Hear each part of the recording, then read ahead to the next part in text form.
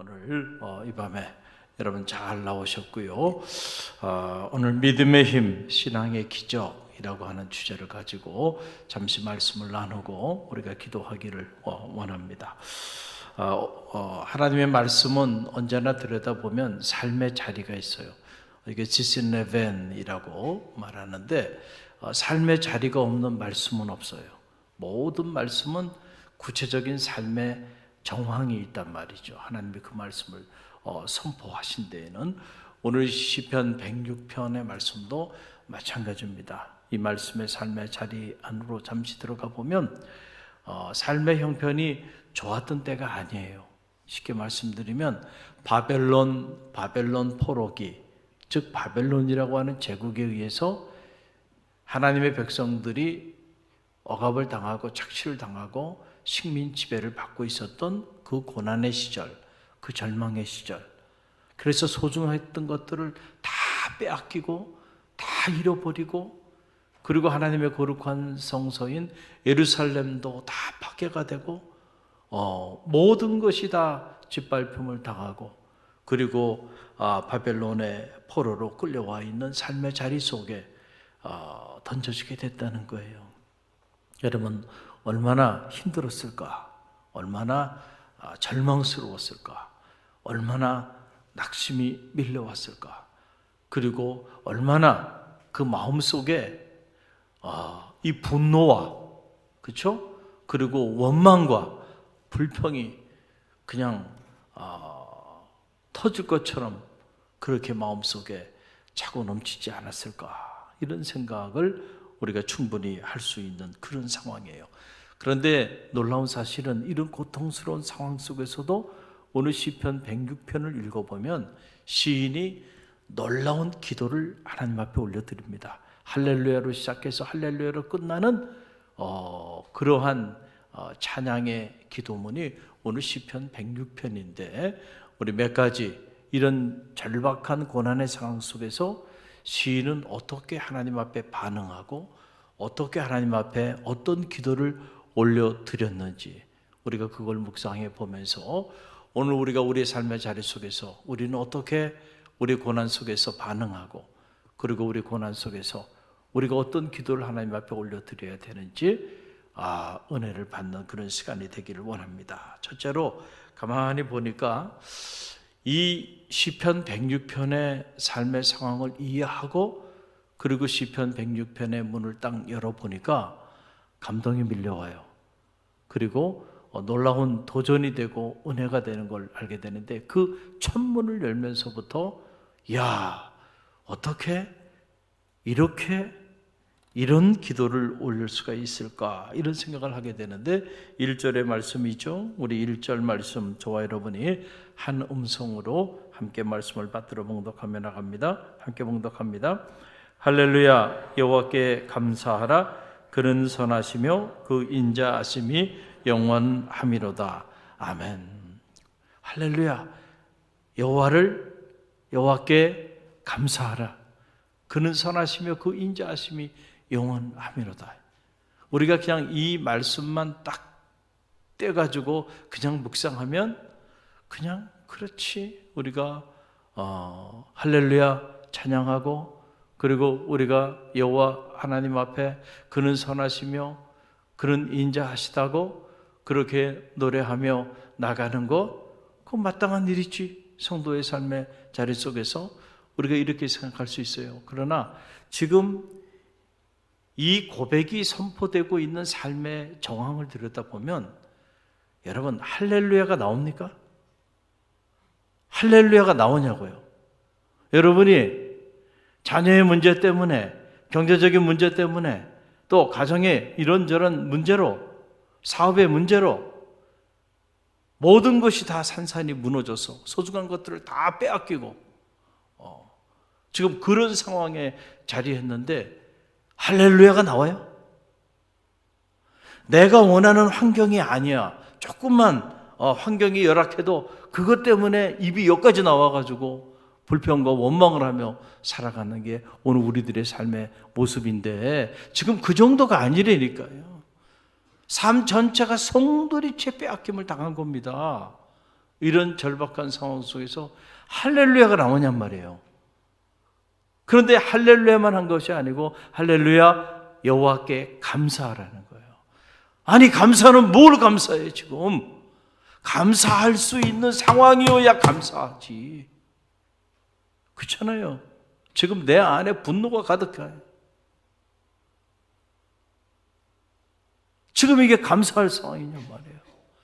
그러면서 여호와는 선하시되, 선하시다는 게 뭐예요? God is good. 하나님이 여전히 선하시고 인자하다. 번역을 이렇게 한 거죠. His love. 그의 사랑은 endures forever. 그의 우리를 향한 사랑은 영원하다는 거예요. 그러니까 여호와께 감사하자는 거예요. 저는 이게 믿음의 힘 있고 신앙의 기적이라고 믿습니다. 이거는 믿음이 없는 사람은 도저히 할 수 없는 일이에요. 그렇죠. 신앙의 기적이라는 것을 우리는 생각하기를 뭐 죽었던 사람이 막 일어나고요. 그렇죠? 그것도 기적이잖아요. 불치의 질병에 걸린 사람이 벌떡벌떡 일어나는 거, 그것도 기적이에요. 그러나 더 기적은요, 도저히 감사할 수 없는 이런 상황 속에서 오늘 시편 106편의 문을 여는 것 같은 이런 찬양과 감사의 기도를 하나님 앞에 올려드리는 것, 저는 이게 최고의 기적이라고 생각합니다. 저는 믿음의 길을 걸어가는 여러분에게 날마다 이 기적이 나타나게 되기를 간절히 바랍니다. 이게 정말 어려운 기적이에요.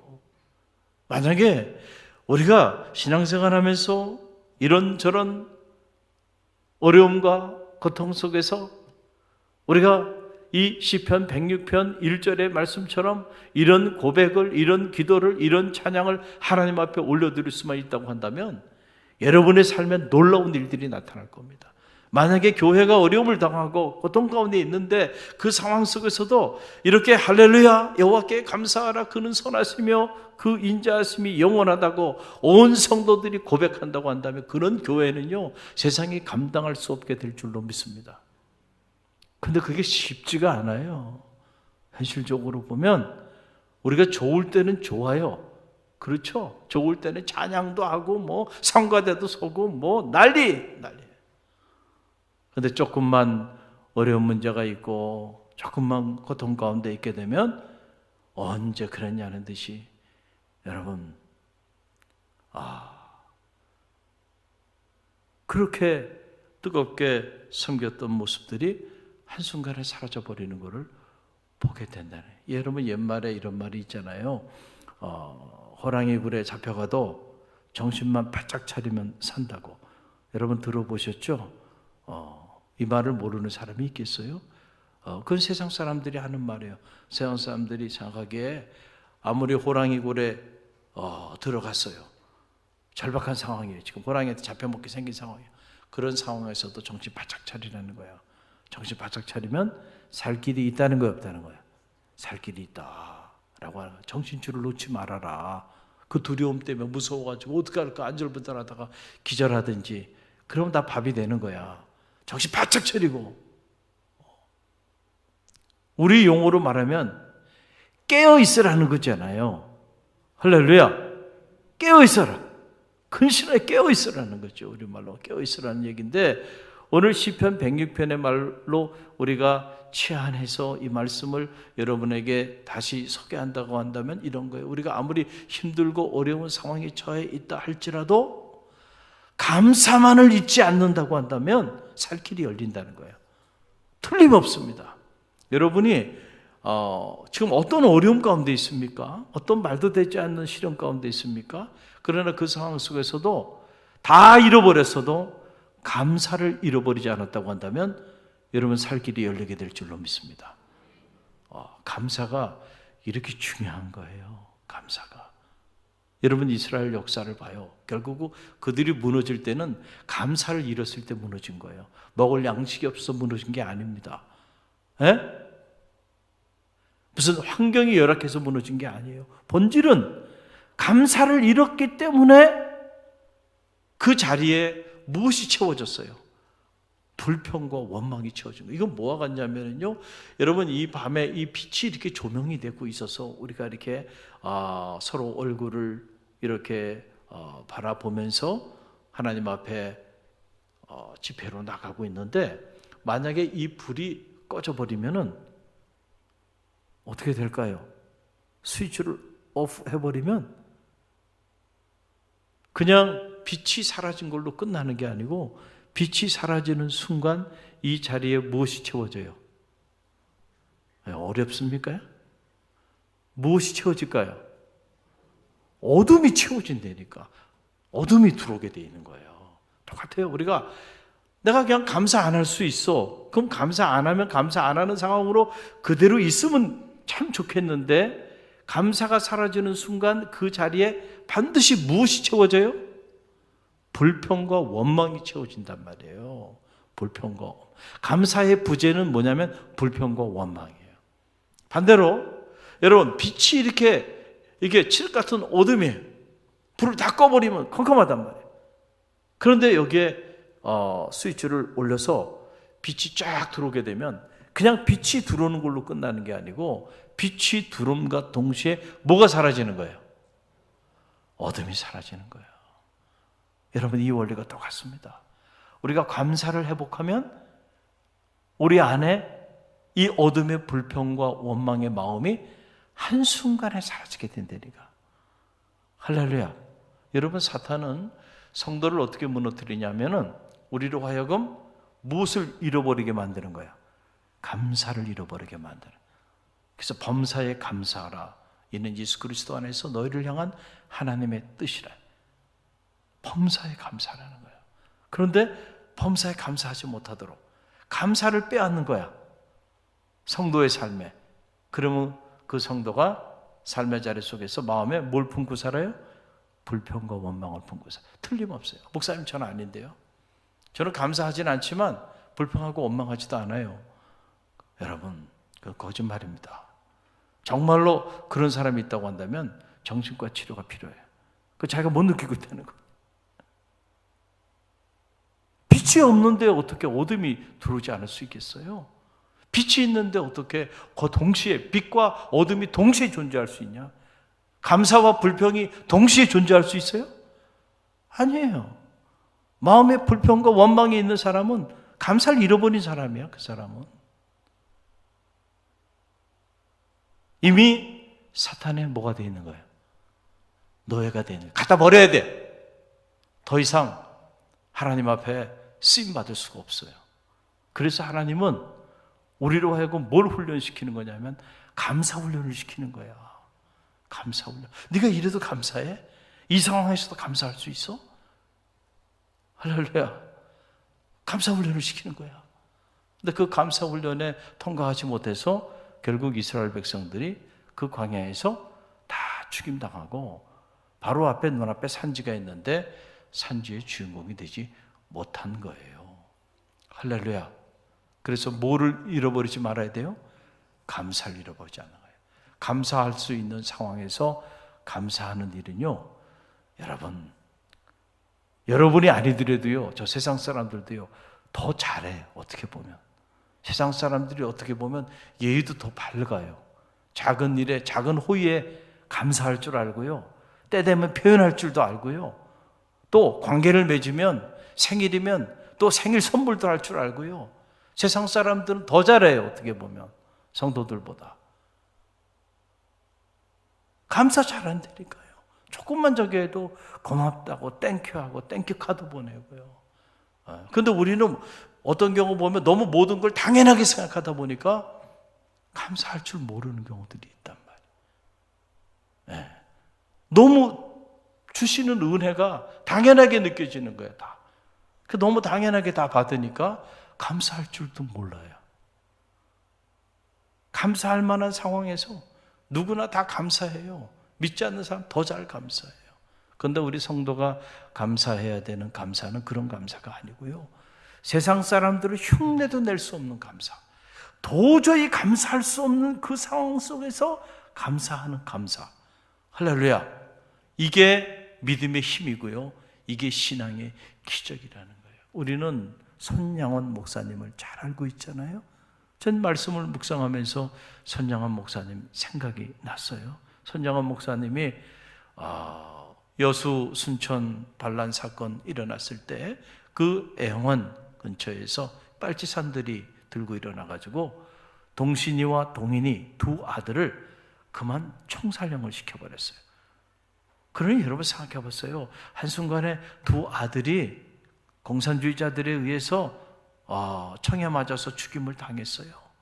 그런데 여러분, 이 선영원 목사님이요, 자기 두 아들을 죽인 그 원수를 데려다가 양자로 삼고요, 그리고 자기 두 아들 장례식장에서 답사를 하게 되는데 9가지 감사, 하나님 앞에 9가지 감사의 기도를 올려드렸다는 거예요.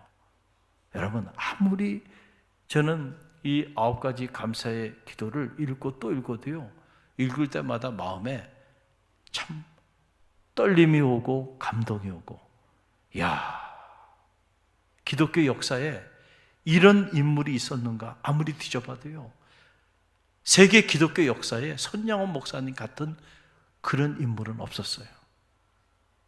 할렐루야. 아무리 위대한 성자라 취향해도요, 자기 두 아들을 죽인 원수를 양자 삼고, 그리고 아들의 장례식장에서 정말 이런 감사의 기도를 올렸던 인물이 기독교 역사에 있었느냐 찾아볼 수가 없습니다. 한국 교회는요, 이런 위대한 신앙의 유산을 물려받은 교회예요. 뭐라고 기도했는지 제가 다시 여러분에게 소환해서 상기해드리면 이렇습니다.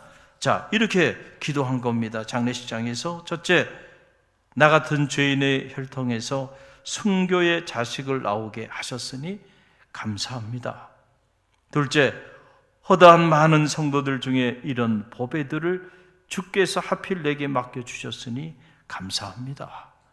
삼남 삼녀 중에서도 가장 아름다운 두 아들 장자와 차자를 바치게 된 축복을 감사합니다.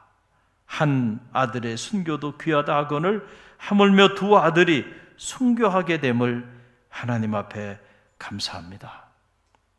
다섯째, 예수 믿다가 누워 죽는 것도 큰 복이거늘 전도하다 총살 순교 당함에 감사합니다. 유학 가려고 준비하던 내 아들 미국보다 더 좋은 천국에 갔으니 안심되어 감사합니다. 일곱 번째, 나의 사랑하는 두 아들을 총살한 원수를 회개시켜 내 아들로 삼고자 하는 사랑의 마음을 주신 하나님께 감사합니다. 여덟 번째, 두 아들의 순교로 말미암아 무수한 천국의 아들들이 생길 것을 믿어지니 감사합니다. 아홉 번째, 이 같은 역경 중에 이상 8가지 진리와 하나님의 사랑을 찾는 기쁜 마음과 여유 있는 믿음을 주신 우리 주님께 감사합니다. 이렇듯 분수에 넘치는 가분한 복을 주신 하나님께 모든 영광을 돌립니다. 여러분, 이게 믿음의 힘이고 신앙의 기적입니다. 세상에 누가 자기 아들이 억울하게 총살당해 죽었는데 그 죽인 그 아들을 자기 양자로 삼고, 그리고 그 아들의 장례식장에서 하나님 앞에 이런 주옥 같은 감사의 기도를 올려 들을 수 있는 사람이 있겠어요? 믿음의 세계가 아니고서는요, 상상할 수 없는 일이죠. 우리는 신앙생활 한다고 하면서도 조금만 내 마음에 안 들고, 조금만 어렵고, 조금만 환경이 불편하고, 조금만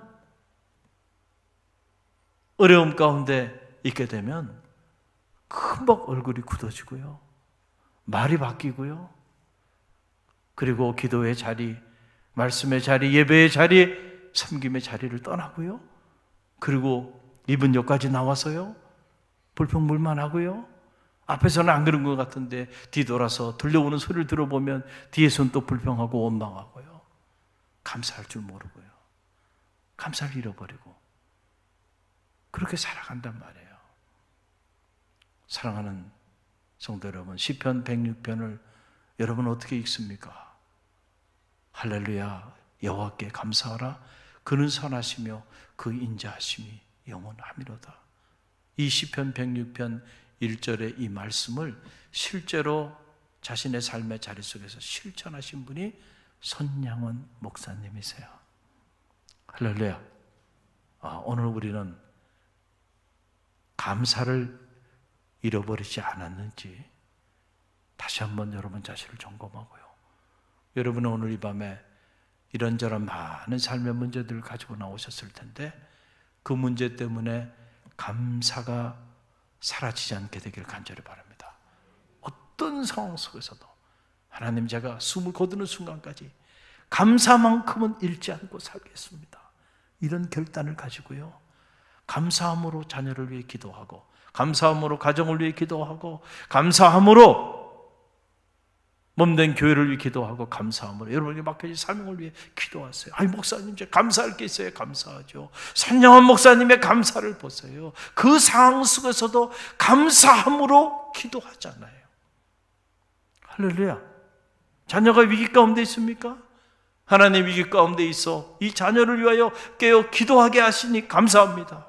이 아들이, 이 딸이 지금은 이 고통 가운데 있고 이 어려움 가운데 있지만은, 그러나 이 어려움을 뚫고 훗날 하나님과 사람 앞에 존귀한 인물로 쓰임받을 것을 믿음으로 내다보니 감사합니다.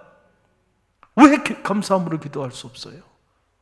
그래서 이 두 번째 기도의 오늘 내용을 보게 되면요, 참 놀라운 게요, 우리가 어려움 가운데 처해지게 되면 가장 먼저 나타나는 삶의 현상 중에 하나가 바로 뭐냐면 관계가 파괴되는 거예요. 관계. 그렇죠? 사람과 사람 사이에도 좋을 때는 얼마나 좋습니까? 관계가. 그렇죠? 그런데 이런저런 어려움들이 닥치게 되면 한순간에 등을 돌리고 언제 그랬냐는 듯이 원수가 돼요. 그래서 참에 의기투합해서 뭐 동업을 하고 뭐 이럴 때는요, 모든 걸 다 내줄 것처럼 막 그러다가 환경이 좀 열악해지고 이해타산의 문제가 생기면 원수가 되는 거예요. 원수가. 검은 머리 팥벌이 될 때까지 같이 살기 때문에. 그러고는 그냥 신혼부부 교육을 시켜봐도요, 교육시킬 때 나를 봐야 되는데 지들끼리 바라보고 있어요. 쳐다보지도 않아. 너무 좋아가지고 떨어지려고 하지는 않아요. 그랬던 놈들이 말이죠, 1년도 되지 않아가지고 왼수지간이 돼가지고 말이죠, 다 각기 자기 길을 갑니다. 그래서 믿을 수도 없어요. 좋을 때는 좋았는데 살다 보니까 인생이라는 게 힘들고 어려울 때도 있잖아요. 그러니까 이제 허니문이 좀 지나고 나서 그때부터 조금 어려움이 생기게 되면은 서로 싸워요, 안 싸워요? 싸우고, 그리고 그 화해를 좀 시켜보려고 하면은요, 남편은 자기가 옳대요. 100% 다 자기가 옳대. 그때 아내를 모셔놓고 얘기를 들어보면 아내는 또 자기가 다 옳대. 둘 다 자기가 다 옳대. 그러면은 여러분, 해결이 돼야 안 돼요? 해결이 안 되죠. 그러니까 관계가 이렇게 비참하게 파괴되는 거 우리는 너무 많이 보죠. 영적으로도 마찬가지예요. 하나님이 여러분이 원하시는 대로 다 부어주셔서 일이 척척척 모든 일이 다 잘 돼가면 그때는 날아갈 것 같죠. 구름 위를 떠다니는 것 같죠. 날마다 은혜 받았다 그러면서 간증하며 살아요. 그런데 이런 어려움 가운데 처해지게 되게 되면은 사실은 그 사람의 본질이 드러나요. 여러분, 그 사람이 어떤 사람인가 어떻게 아냐면 어려운 환경에 한번 던져보면요, 여러분 숨길 수가 없습니다. 좋을 때는요 몰라요. 저 사람이 다 감추고 있기 때문에 다 근사한 사람처럼 보여요. 그런데 정말 힘들고 어려운 환경, 그 상황에 던져놔버리면 그 사람의 본질이 드러난다니까. 그때는 성격도 드러나고요, 다 드러납니다. 다 드러나요. 그래서 키질을 한번 해보면 알곡과 측정이가 갈라져요, 안 갈라져요? 갈라지는 거야. 안 갈라질 수가. 알곡은 남지만 측정이는 그 바람에 다 날아가게 돼 있어요. 그런데 오늘 말씀에 들여다보니까 놀라운 일이 일어나는데 이 위기 가운데서도요, 시인은 하나님과의 관계를 포기하지 않았다는 거예요. 저는 이 대목이 은혜스럽더라고요. 여러분 보세요. 4절 말씀이 그 말씀인데 4절 함께 읽어봅니다. 여호와여, 주의 백성에게 베푸시는 은혜로 나를 기억하시며 주의 구원으로 나를 돌보사. 여러분은 이 말씀을 어떻게 읽습니까? 저는 이 말씀을 읽고 또 읽고 또 읽어보면서 제 안에 드는 생각이 그래요. 자, 지금 하나님이 내 뜻대로 움직이질 않아요. 하나님이 나를 버리신 것 같아. 내가 너무너무 어렵고 절망스러운 상황 속에 던져져 있는데, 그러면 우리 같으면은, 하나님, 이제는 더 이상 아닙니다. 그러니까 손절을 하지 않았을까? 그런데 그 위기 상황 속에서도요, 시인은 하나님과의 관계의 끈을 놓지 않고자 몸부림치는 거예요. 그러면서 뭐라고 하나님 앞에 그 상황에서 기도하냐면, 주의 백성에게 베푸시는 은혜로 나를 기억해 달라는 거예요. 그 얘기는 뭐예요? 나를 기억해 달라는 거는 하나님과 내 사이의 관계를 어떻게 해요? 여러분, 부부간의 관계가 파괴될 때 어떻게 해요? 나 기억하지 마라. 친구 간의 관계 기억도 하지 마라. 손절하는 거예요. 근데 하나님과 영적인 관계도 마찬가지죠. 어려움을 당하게 되면, 그래서 교회의 관계가 파괴되고 하나님과의 관계가 파괴되는 거예요. 기억하지 마라. 지워줘. 내 머릿속에서 당신을 지워버릴 거야. 그렇죠? 그래서 관계가 파괴되는 건데 기억해 달래. 하나님 앞에 지금 기억해 달라고 말할 상황입니까? 그리고 시인이 기도하는 내용이 보니까 참 은혜가 되는 게 주의 구원으로 나를 돌봐달라는 거예요. 그러니까 이 시인의 입장에서는 여전히 하나님과의 관계를 포기했어요? 포기하지 않았어요? 포기하지 않았다니까. 포기하지 않았어요. 우리가 사람과 사람 사이의 관계에서도 이렇게 서운한 일이 있으면 속으로 접어버립니다. 손절해버리죠. 그래서 이 군생활도 힘들게 한 사람들은 딱 제대하면서요, 마음에 어떤 생각을 갖고 전역하냐면, 내가 이곳을 향해서 오줌도 누지 않겠다. 흔히 하는 말이거든요. 이 방향을 향해서는 쳐다도 보지 않겠다. 그리고 나오는 거거든요. 그런데 여러분, 하나님 앞에 계속 은혜를 받았으면 하나님께 가까이 나가죠. 그런데 그게 아니고 하나님 앞에 계속 두들겨 맞은 거예요. 어떻게 된 일인지 계속 하나님은 나에게 고통만 주시고 고난만 주시고, 근데 그런 상황 속에서도 하나님 나를 기억해 주세요. 나를 잊지 말아 주세요. 그러니까 하나님과 이 관계가 끊어지지 않도록 기도하는 이 시인의 기도를 보면서, 그래, 우리가 고난 가운데 처해 있을 때 하나님 앞에 어떤 기도를 해야 할까? 그걸 깨닫게 돼요.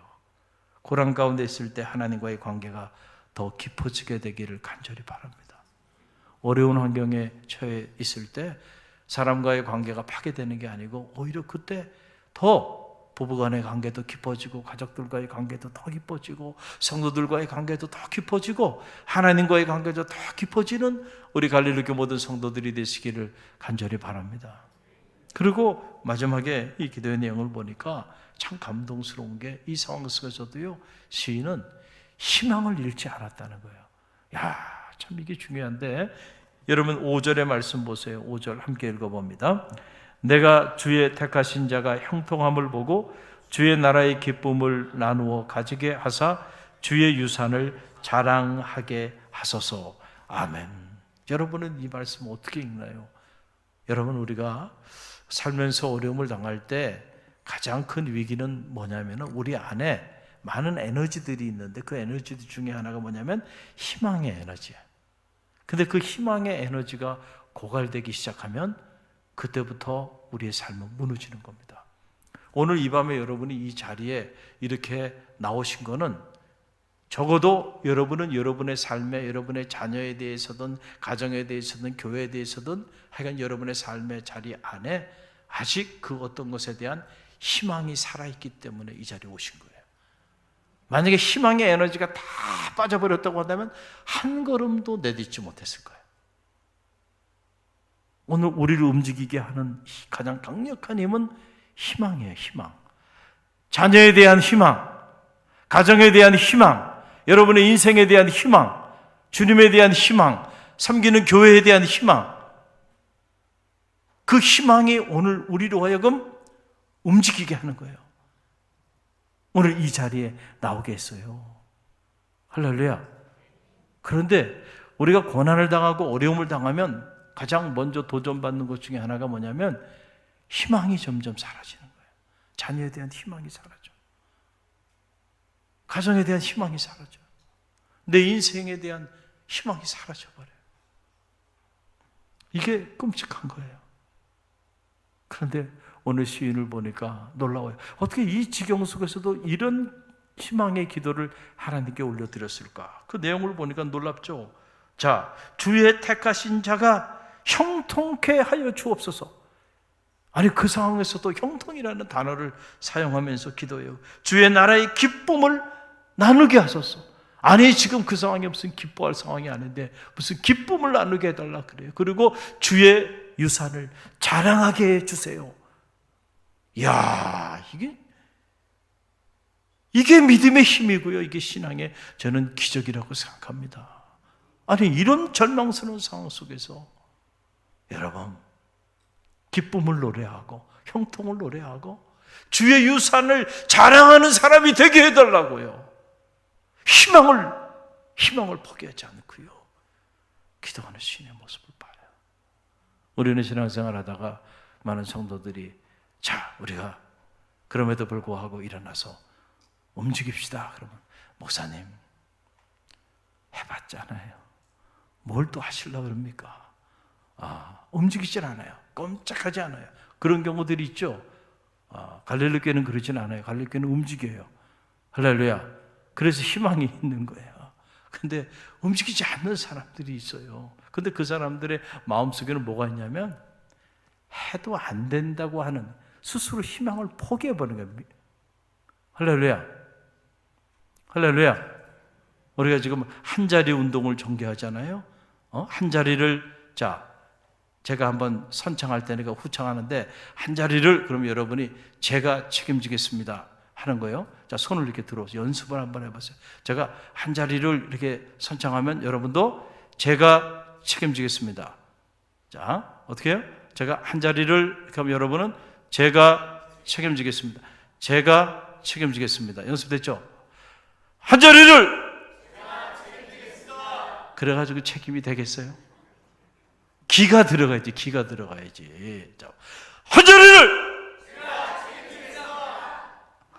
할렐루야. 책임지겠다 그랬어요? 책임지세요.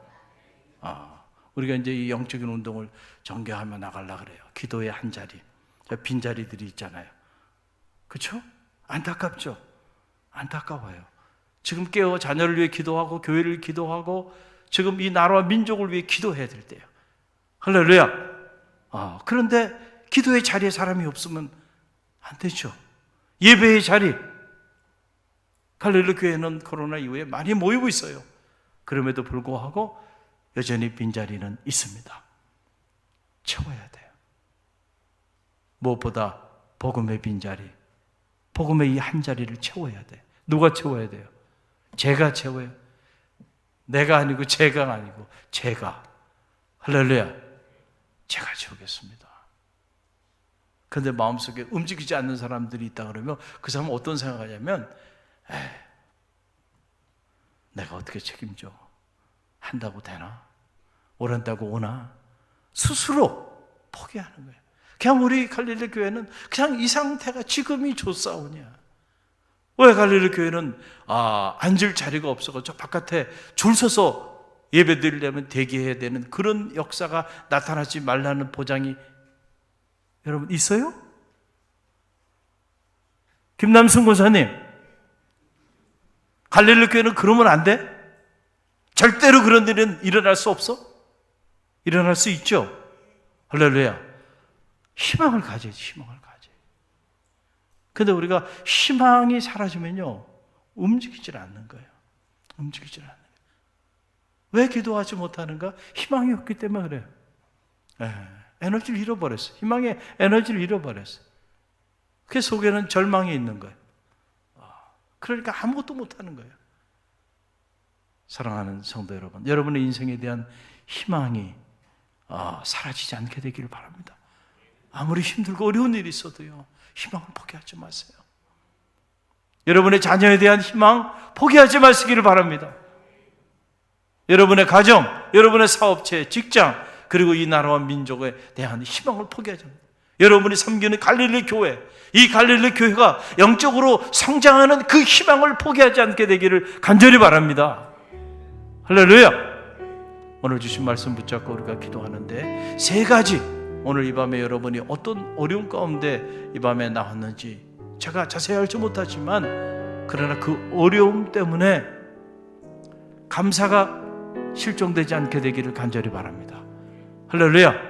그 어려움 때문에 하나님과 여러분의 관계가 무너지지 않게 되기를 간절히 바랍니다.